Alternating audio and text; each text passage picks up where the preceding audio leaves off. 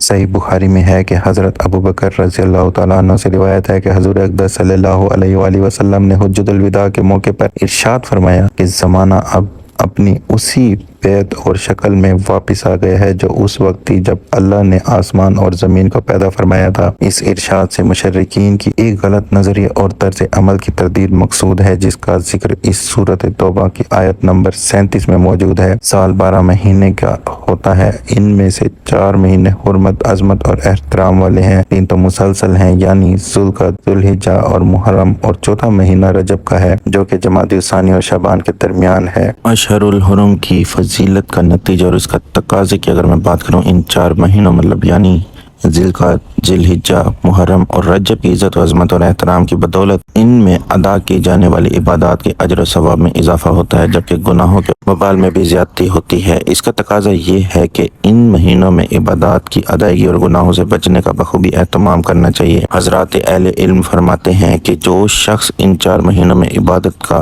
اہتمام کرتا ہے اس کو سال کے باقی مہینوں میں بھی عبادات کی توفیق ہو جاتی ہے، اور جو شخص ان مہینوں میں گناہوں سے بچنے کی بھرپور کوشش کرتا ہے تو سال کے باقی مہینوں میں بھی اسے گناہوں سے بچنے کی توفیق ہوتی ہے۔ چونکہ ماہ محرم بھی ان 4 مہینوں میں سے ہے، اس لیے اس میں بھی عبادات کی ادائیگی اور گناہوں سے اجتناب بڑی اہمیت رکھتا ہے۔ چونکہ روزہ بھی ایک اہم عبادت ہے، اس لیے اس سے ماہ محرم کے پورے مہینے میں روزے رکھنے کی فضیلت بخوبی ثابت ہوتی ہے۔ ماہ رمضان کے بعد سب سے افضل روزے ماہ محرم کے ہیں۔ حدیث مبارکہ میں خصوصی طور پر محرم کے روزوں کی فضیلت بھی بیان کی گئی ہے، جیسا کہ صحیح مسلم کی حدیث ہے کہ حضرت ابو ہریرہ رضی اللہ تعالی عنہ فرماتے ہیں کہ حضور اقدس صلی اللہ علیہ وآلہ وسلم نے ارشاد فرمایا کہ رمضان کے بعد سب سے افضل روزے محرم کے ہیں، اور فرض نماز کے بعد سب سے افضل نماز تہجد کی ہے۔ یوم عاشور کے روزے کی فضیلت اگر میں آپ کو بیان کروں تو ماقبل کی تفصیل سے معلوم ہوا کہ ماہ محرم کے پورے مہینے کے روزوں کی